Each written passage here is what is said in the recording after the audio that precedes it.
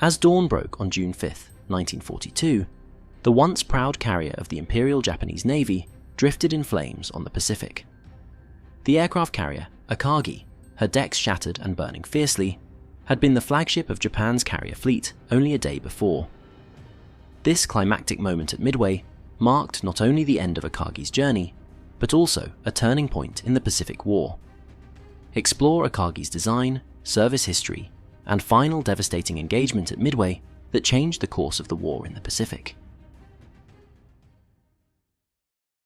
Akagi's story began in the wake of World War I, during an era of naval treaties and innovation. She was laid down in 1920 not as an aircraft carrier, but as an Akagi-class battlecruiser intended to wield big guns on a fast hull. However, the 1922 Washington Naval Treaty intervened. Japan was allowed to convert 2 capital ship hulls into carriers, and Akagi was chosen for conversion mid-construction. In an innovative early design, Akagi was completed in 1927 with 3 superimposed flight decks, a unique feature meant to maximize aircraft launch capacity. This multi-level flight deck arrangement, unsurpassed in carrier history, proved impractical as aircraft grew larger and it limited operations. From 1935 to 1938, Akagi underwent a massive reconstruction. Her 3 stubby flight decks were replaced by a single, extended flight deck running nearly the full length of the ship, and a small island superstructure was added to her port side. The rebuilt Akagi emerged as Japan's first large fleet carrier, a floating airfield that would be the pride of the Imperial Navy. In terms of specifications, Akagi was an impressive engineering achievement. After her reconstruction, she stretched 855 feet and displaced about 41,000 tons at full load. Powered by 4 geared steam turbines fed by 19 boilers, she could produce 133,000 shaft horsepower and drive 4 propeller shafts, enough to push the carrier to about 31 knots at top speed. This made Akagi as fast as many destroyers, a crucial attribute for keeping up with a mobile strike fleet. She carried around 66 operational aircraft, plus reserves of 20 to 25 aircraft, typically a mix of Mitsubishi A6M0 fighters, Aichi D-3A Val dive bombers, and Nakajima B-5N Kate torpedo bombers. These planes were the sharp edge of Akagi's spear, giving her a formidable striking range. For defense, the carrier bristled with unusual heavy armament for a flat top, initially fitted with 6 8-inch guns in single mounts. By 1941, she had shed many of those 8-inch guns and opted for an array of multiple smaller anti-aircraft guns, including 8 twin 5-inch anti-air mounts and 14 25mm autocannons to fend off enemy aircraft. Her hull was also moderately armoured with a 6-inch belt and 3-inch deck, enough to shrug off small shell hits, but not designed to sustain heavy bombs or torpedoes. With a crew of roughly 1,600 officers and men, Akagi was not just a ship, but a self-contained floating fortress and airbase. Fittingly, she was named after Mount Akagi, meaning Red Castle, symbolizing strength and majesty. In the 1920s and 30s, as naval aviation evolved, Akagi stood at the forefront of that evolution, the first of Japan's new era fleet carriers, and a central component of a bold new strategy that would revolutionize naval warfare. Akagi's early years were spent refining carrier tactics and supporting Japan's invasion of China. By April 1941, Akagi became the flagship of the formidable First Air Fleet, the Kido Butai, under Vice Admiral Nagumo. On December 7, 1941, Akagi led 6 Japanese fleet carriers in the surprise attack on Pearl Harbor. In the pre-dawn hours, Akagi's decks roared to life as she launched waves of aircraft toward the unsuspecting US Pacific Fleet anchorage in Hawaii. Her complement of bombers and fighters, coordinated with those from other carriers, struck Battleship Row with devastating effect. Akagi's pilots scored direct hits on American warships and airfields. Together with the fleet, they crippled or sank multiple US battleships in a matter of hours. The attack on Pearl Harbor announced the arrival of carrier warfare in dramatic fashion. It also cemented Akagi's reputation. She had served as the command ship for one of the most successful naval offensives in history. After recovering her returning planes, Akagi regrouped with the strike force and steamed home safely. Japan had drawn first blood, and its elite carriers, with Akagi at the forefront, were riding a wave of momentum. In the months that followed, Akagi and the First Air Fleet ranged across the Pacific, enforcing Japan's expanding empire. In January 1942, Akagi's air group supported the invasion of Rabaul in the Bismarck Archipelago, striking Australian bases and helping Japanese troops seize that strategic outpost. By February, the carrier task force moved south and struck Darwin, Australia. Akagi's bombers and strafing fighters took part in a massive raid on Darwin on February 19, 1942, inflicting heavy damage on the harbour and sinking several ships, effectively neutralising the northern Australian port as a threat. As Japanese forces swept through the Dutch East Indies, Indonesia, in February and March, Akagi provided air cover and offensive strikes to overwhelm Allied resistance. Her planes hit targets in Java and assisted in the sinking of Allied ships trying to escape Java Sea battles. In the spring of 1942, Akagi and her sister carriers turned west into the Indian Ocean to eliminate the British Eastern Fleet as a potential rival. During late March and early April, in what became known as the Indian Ocean Raid, Akagi's squadrons helped hunt down and destroy Allied naval units.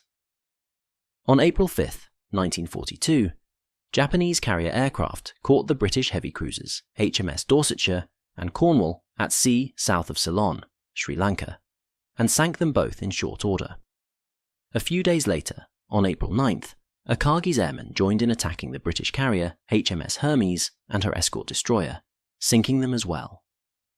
The Indian Ocean Raid drove the remaining British fleet to retreat to East Africa, leaving the Indian Ocean virtually under Japanese control. These string of victories, from Pearl Harbor to the Indian Ocean, showcased the lethality of the Kido Butai.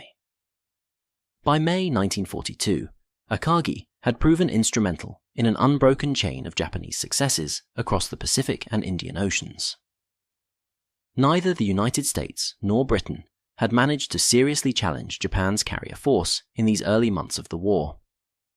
Flush with victory, but also seeking to lure out the US fleet for a decisive battle, Japan's naval leadership set their sights on Midway Atoll as the next target. Midway, a remote American-held atoll, was seen as the bait to draw the US Navy's carriers into a trap. Confident from recent triumphs, Admiral Isoroku Yamamoto, the overall Japanese fleet commander, devised a complex plan to invade Midway and ambush any American response. Akagi, still Nagumo's flagship, would once again lead the carrier-striking force into battle. In early June 1942, Akagi sailed at the head of 4 fleet carriers, Akagi, Kaga, Soryu, and Hiryu, along with hundreds of aircraft and a powerful escort of battleships and cruisers. The men aboard Akagi were experienced and battle-hardened. Many likely assumed that this operation would be another overwhelming victory, extending Japan's dominance. They did not know that Allied codebreakers had unraveled the plan and that the US Navy was sailing out to meet them.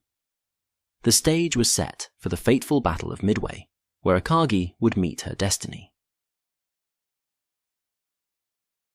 Before dawn on June 4, 1942, Akagi and the Japanese carrier force reached their launch point north of Midway Atoll.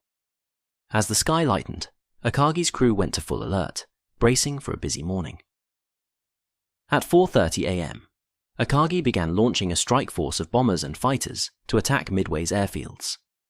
Along with planes from the other carriers, her aircraft swooped over Midway at sunrise, bombing runways and installations in an effort to soften the island's defenses.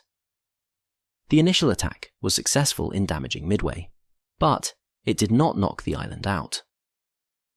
As the first wave returned to the carriers around 7 a.m., the Japanese debated a second strike on Midway. Akagi's flight decks were a frenzy of activity as crews recovered aircraft low on fuel and rearmed those that could be turned around for another potential mission.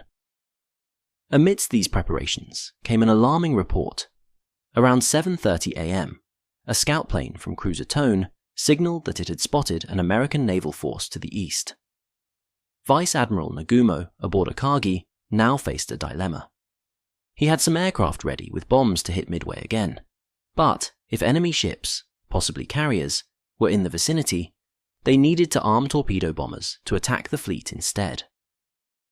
Caught in indecision, Nagumo initially ordered Akagi and the other carriers to switch armaments for an anti-ship strike. Below decks, ordnance crews rushed to swap out bombs for torpedoes and armor-piercing bombs, a laborious process that left Akagi's hangar decks cluttered with munitions and fueled aircraft standing by. The situation grew more tense by 8 a.m. to 9 a.m., as further sighting reports confirmed at least one American carrier in the area. Nagumo, realizing a major sea battle was at hand, cancelled the second Midway strike and focused on readying an attack against the US fleet.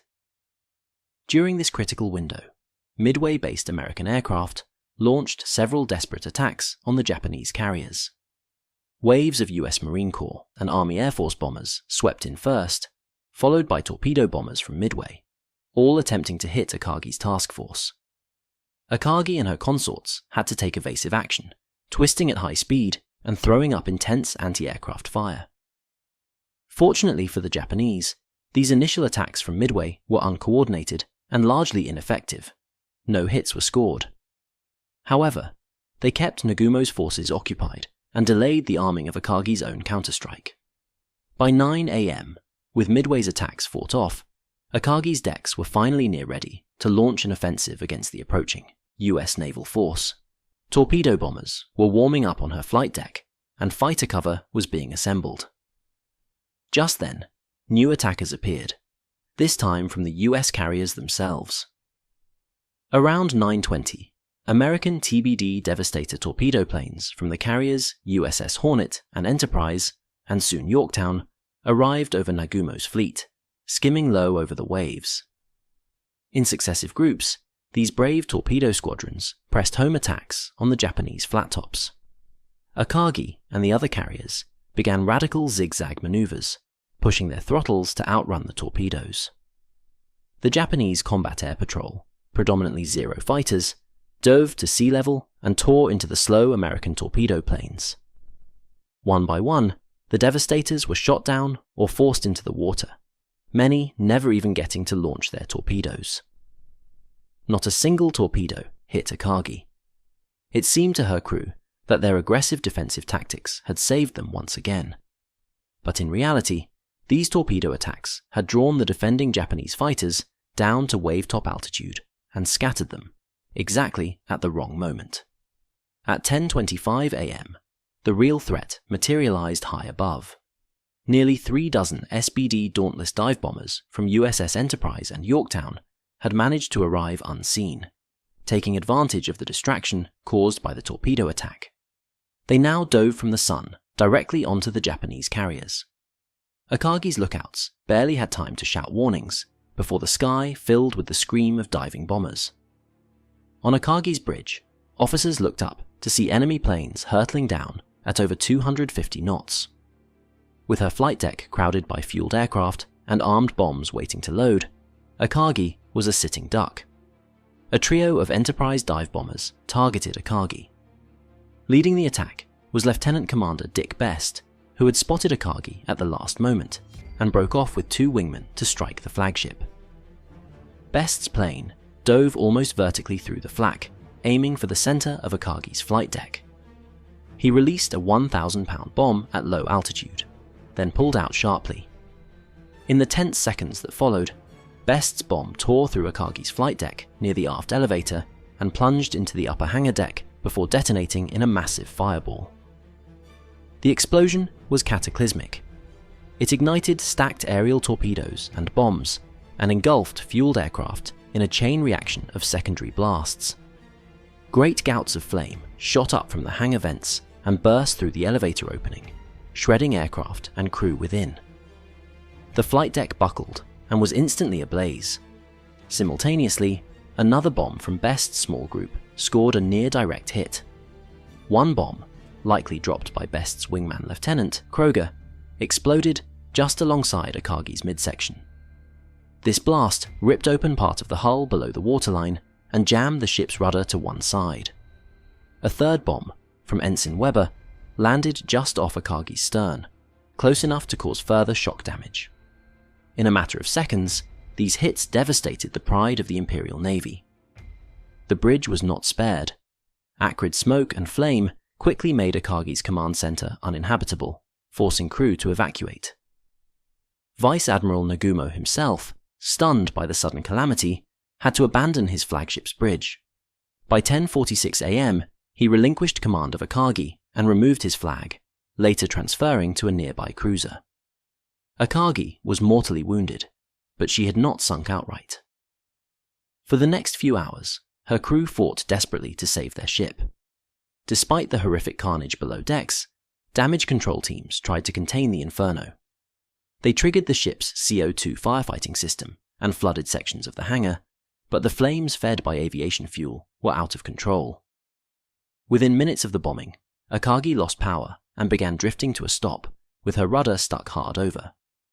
The once formidable carrier could now only steam in circles, essentially dead in the water. Thick black smoke engulfed her from bow to stern.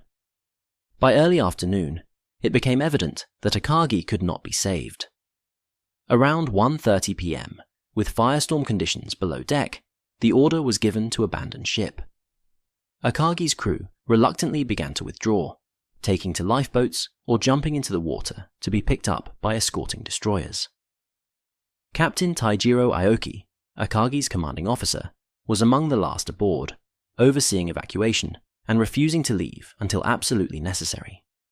The remaining skeleton crew and Captain Aoki finally disembarked late in the day.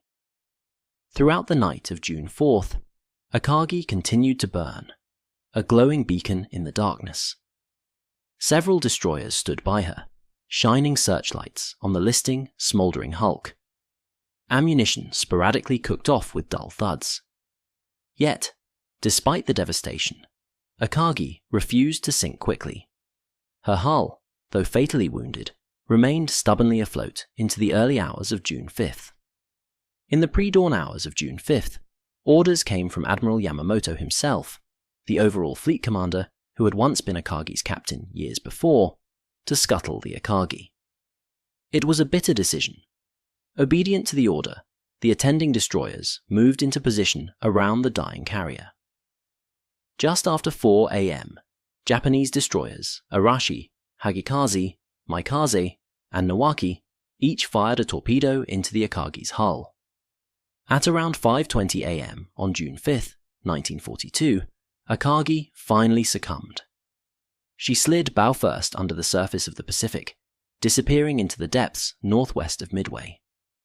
Akagi took with her the lives of hundreds of officers and sailors who had been unable to escape the inferno.